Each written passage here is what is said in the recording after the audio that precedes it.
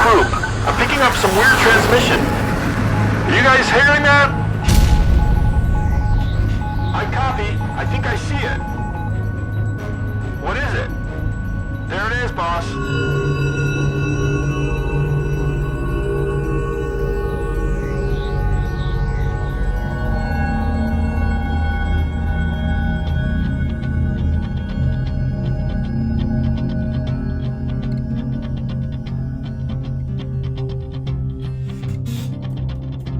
Hello everyone and welcome to my new little show here on Facebook, coming to you live today from the set of the Millennium Falcon. Sort of. This show is more of an introduction to something new that I've wanted to try for some time, and since it is May the 4th, I couldn't be happier than to share a few things about one of my biggest passions. And those of you who have been following me for a long time know that I'm very passionate about a film called Star Wars. In fact, I'm wearing it all over. For me, Star Wars was more than just a movie. It came along at a time when kids had no real fairy tales to enjoy. Those of you who grew up with me might remember that before Star Wars, the kind of movies we were looking forward to were things like The Hindenburg, about an exploding Zeppelin, or the King Kong remake, where he destroyed the World Trade Center. Those were things I remember waiting for something called Orca, the killer whale. That was the kind of thing we wanted. Airport 77, The Towering Inferno, just the kind of fun movie you wanted to take a kid to, wasn't it? But along came this movie that was different. Cobbled together from pieces of legends and myths and cliffhanger serials from the 1950s, the first film, which opened just a few weeks before the major New York City blackout of 1977, remember that, everybody? Presented the adventures of a young farm boy from another planet who stumbles into the greatest adventure of his life and ultimately must face his destiny. The film lifted our spirits with its message of fun, adventure, excitement, all wrapped up into a literally triumphant ending. Audiences who had lined up for hours to see it, mostly because it was only playing in a handful of theaters throughout the area, during its initial run, would stand up at the end of a screening with rapturous applause and cheering, and they even booed the villain. Believe it or not, when Darth Vader made his first appearance on screen, people actually booed. My personal experience with Star Wars began on the last day of school in May of 1977, when my classmate brought in a button that she was wearing that her brother had obtained at a movie that he said was the greatest movie he had ever seen in his entire life. Now, of course, I was skeptical about that because I was a major Disney fan, and I thought, well, it can't be better than Pinocchio, it can't be better than Snow White, it can't be better than anything that Disney made. Over the summer, I was picking up some newspapers from my dad at the local newsstand, and I'd seen some comic books that I was interested in buying. I'd saved up about $1.25 at the time, and I thought, okay, I'll be able to get 3 or 4 comics with that. And up on the shelf, there was a comic book that had the title words emblazoned on it, Star Wars, the greatest adventure of all time, or something like that. And I remember looking at that and being intrigued by it.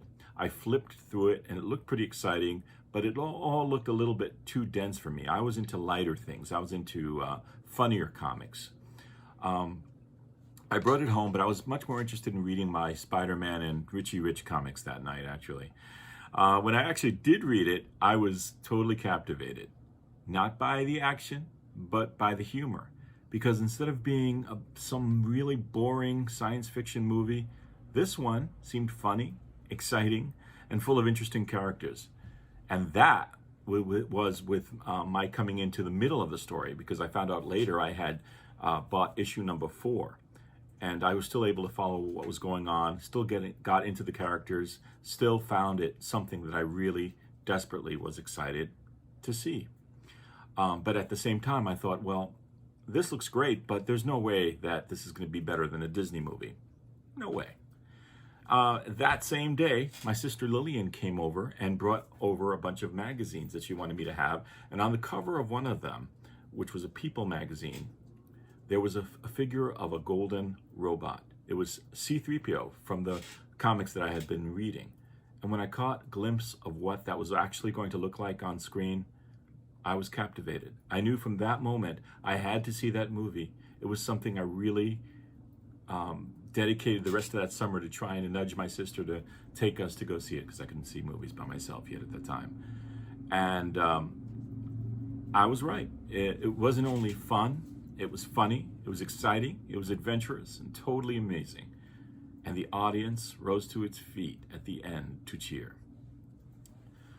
I could go on and on about Star Wars and how it helped shape my life and provided comfort during some times, but that'd be a story for another time. Hello?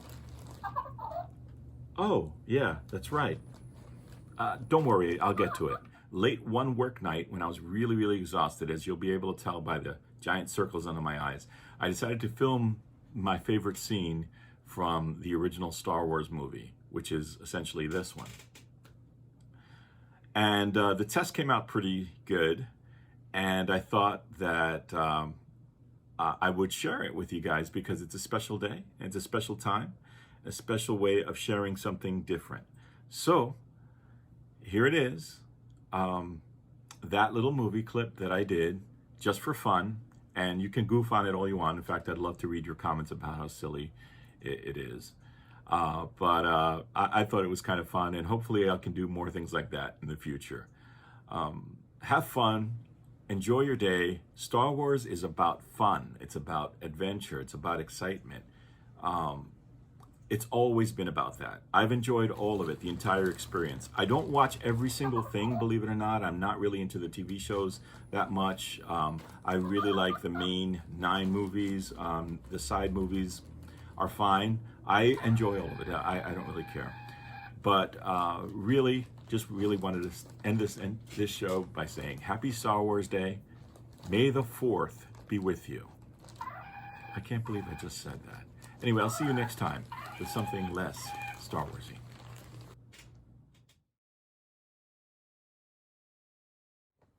Han Solo. I'm captain of the Millennium Falcon.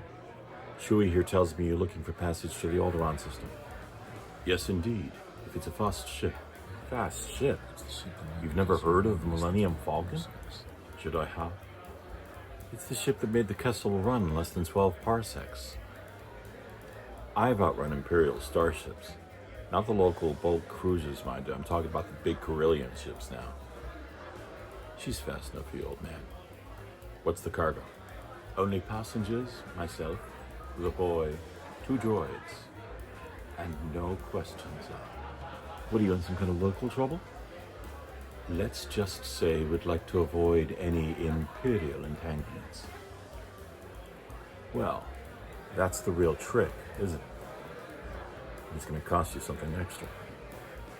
10,000, all in advance. 10,000? We could almost buy our own ship for that. But who's going to fly it, kid? You? You bet I could. I'm not such a bad pilot myself. We don't have to sit here and listen. We can pay you 2,000 now, plus 15, when we reach Alderaan. 17, huh? Okay, you guys got yourselves a ship. We'll leave as soon as you're ready. Docking Bay 94. 94.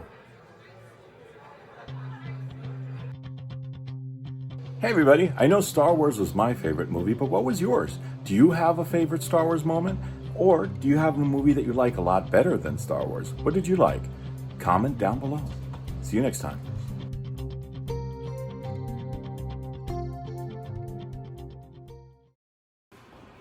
Chewie, we're home.